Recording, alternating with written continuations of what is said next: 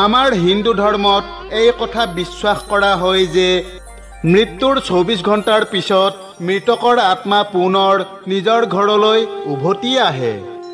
এতিয়া সকলোৰে মনত এই প্ৰশ্নটো নিশ্চয় উত্থাপন হয় যে মৃত্যুৰ ২৪ ঘণ্টাৰ পিছত আত্মা কিয় নিজৰ ঘৰলৈ পুনৰ উভতি আহে। আজি আমি এটা সুন্দৰ পৌৰাণিক কাহিনী ক'বলৈ লৈছোঁ, যি কাহিনীৰ মাজতে এই প্ৰশ্নৰ উত্তৰ লুকাই আছে। যমৰাজে দেৱৰ্ষি নাৰদৰ আগত কোৱা এই কাহিনীটো শুনিলে আপোনালোকেও এই প্ৰশ্নৰ উত্তৰ নিশ্চয় পাব। গতিকে আহকচোন আজি যমৰাজে দেৱৰ্ষি নাৰদৰ আগত কোৱা সেই কাহিনী জানো।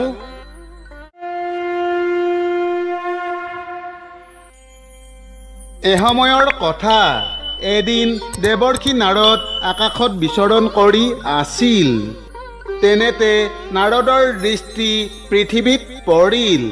সেই সময়ত এগৰাকী মহিলাই এটা মৃতদেহৰ ওচৰত বহি কৰুণ স্বৰে জোৰেৰে কান্দি আছিল আৰু তেওঁ নিজৰ মৃত আত্মীয়ক পুনৰ জীয়াই তুলিবৰ বাবে ঈশ্বৰৰ ওচৰত প্ৰাৰ্থনা কৰি আছিল।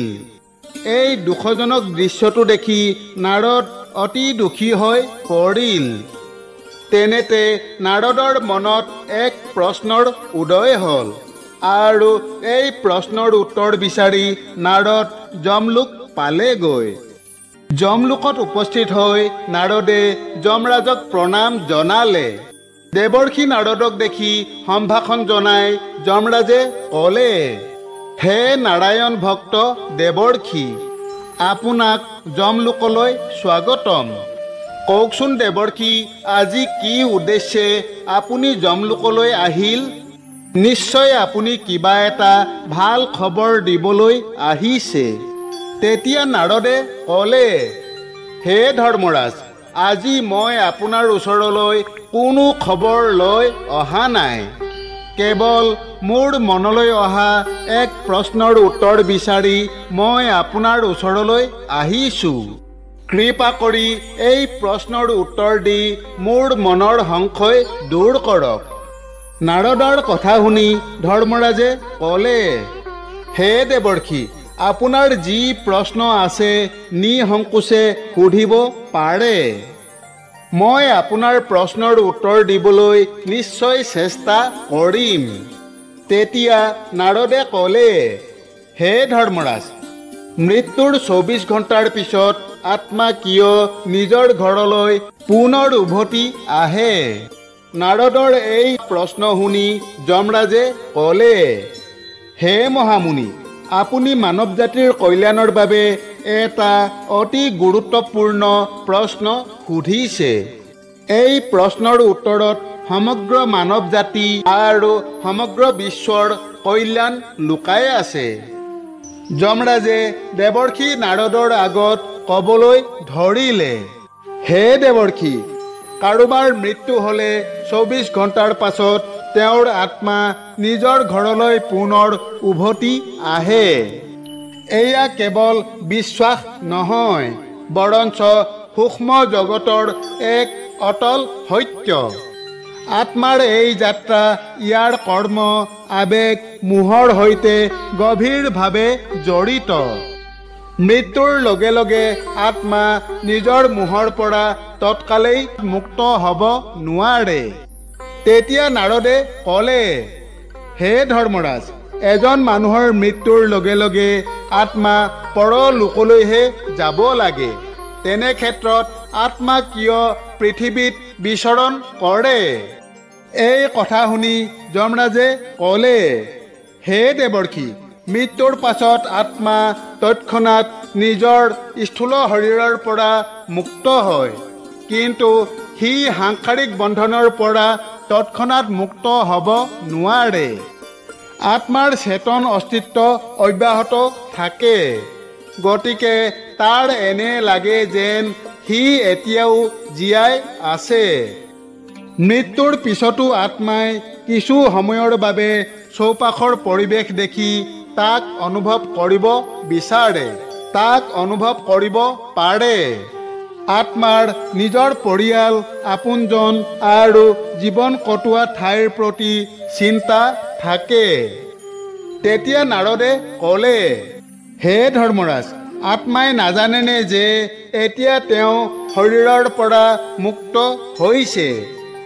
এই কথা শুনি যমৰাজে হাঁহি মাৰি ক'লে, হে নাৰদ, আত্মাৰ বাবে এই ৰূপান্তৰ হঠাতে ঘটে। যেতিয়া আত্মাই শেষ নিশ্বাস ত্যাগ কৰে তেতিয়া তাৰ এইটো মানি ল'বলৈ সময় লাগে যে এতিয়া সি সেই দেহটোৰ অধিকাৰী নহয়। সেইবাবেই আত্মাই নিজৰ ঘৰ আৰু পৰিয়ালৰ প্ৰতি আকৰ্ষিত হয়। আত্মাই নিজৰ আপোনজনৰ পৰা বিচ্ছেদ তৎক্ষণাৎ উপলব্ধি নকৰে। সেইবাবেই সি স্বাভাৱিকতে সিহঁতৰ প্ৰতি আকৰ্ষিত হৈ থাকে। আত্মাই এইটো চাব বিচাৰে যে তেওঁৰ পৰিয়ালৰ লোকে তেওঁৰ শেষ ৰীতি নীতি সঠিকভাৱে পালন কৰিছে নে নাই। যদি কোনো ব্যক্তিৰ মৃত্যু হঠাৎ হয় তেন্তে আত্মাৰ কিছুমান কামনা পূৰণ নোহোৱাকৈ থাকিব পাৰে আৰু সি সেইবোৰ পূৰণ কৰিবলৈ চেষ্টা কৰিব পাৰে। আত্মাক নিজৰ পৰিয়ালৰ সুখ আৰু অনুষ্ঠানৰ শক্তিয়ে আকৰ্ষিত কৰে।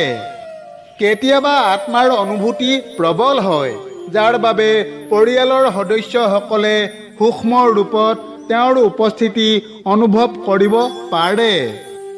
কেতিয়াবা ঘৰত সামান্য শব্দ বা কিবা এটাৰ গতিবিধি কোনো আত্মাৰ উপস্থিতিৰ চিন বুলি গণ্য কৰা হয়। যমৰাজে পুনৰ ক'লে, হে দেৱৰ্ষি, আত্মাৰ এই ভ্ৰম 24 ঘণ্টাহে থাকে। তাৰ পাছত তাক পাছৰ পৰ্যায়ৰ যাত্ৰালৈ আগুৱাই লৈ যোৱা হয়। 13 দিনলৈকে আত্মাৰ কৰ্ম অনুযায়ী হিচাপ কৰা হয়। ইয়াৰ পাছত তেওঁক যমলোক বা আন লোকলৈ পঠিওৱা হয়। আত্মাৰ হিচাপ ভাল হ'লে পিতৃলোক বা আন উচ্চ লোকত স্থান পায়। যদি আত্মাৰ কৰ্ম বেয়া হয় তেন্তে তাক শাস্তি দিবলৈ যমলোকলৈ অনা হয়। কিছুমান আত্মাই পুনৰ জন্মৰ বাবে উদ্যত হয় আৰু তেওঁলোকৰ ভাল কামৰ বাবে অতি সোনকালে নতুন শৰীৰ লাভ কৰে। যদি কোনো আত্মাৰ অত্যধিক মোহ থাকে তেন্তে সি পৃথিৱীত ইফালে সিফালে বিচৰণ কৰিব পাৰে আৰু প্ৰেত যোনিলৈ যাব পাৰে। গতিকে মৃত্যুৰ সময়ত এজন ব্যক্তিয়ে একাগ্ৰতাৰে ঈশ্বৰক স্মৰণ কৰিব লাগে যাতে তেওঁ সাংসাৰিক মোহৰ পৰা মুক্ত হ'ব পাৰে। যমৰাজে পুনৰ ক'লে, হে দেৱৰ্ষি, মৃত্যুৰ বাবে এইটো জনা অতি প্ৰয়োজনীয় যে মৃত্যু কেৱল এটা শৰীৰৰহে অন্ত, আত্মাৰ নহয়। 24 ঘণ্টীয়া সময়ছোৱাই আত্মাক এই সত্য বুজিবলৈ আৰু সাংসাৰিক বান্ধোন এৰিবলৈ সুযোগ দিয়ে। তেনেতে নাৰদে সুখী মনেৰে ক'লে, হে সূৰ্য নন্দন, আপুনি অতি সুন্দৰকৈ আত্মাৰ যাত্ৰাৰ ৰহস্য বুজাই দিছে। এই ৰহস্য কথা শুনাৰ পাছত এইটো স্পষ্ট হৈ পৰিছে যে মৃত্যুৰ পাছতো আত্মাই এক বিশেষ প্ৰক্ৰিয়াৰ মাজেৰে পাৰ হয় আৰু পৰিয়ালৰ লোকে শুভ কৰ্ম কৰি আত্মাক শান্তি দিব পাৰে।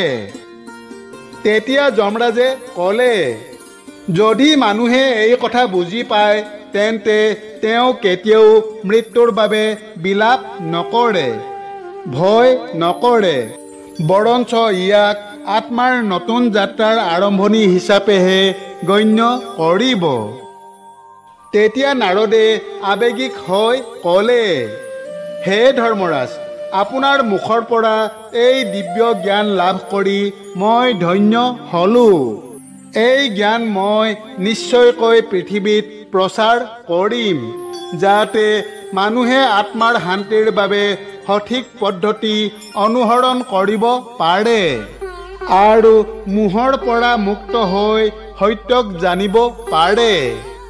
ইয়াৰ পাছত ধৰ্মৰাজক প্ৰণাম কৰি দেৱৰ্ষি নাৰদ দেৱলোক অভিমুখে ৰাওনা হ'ল।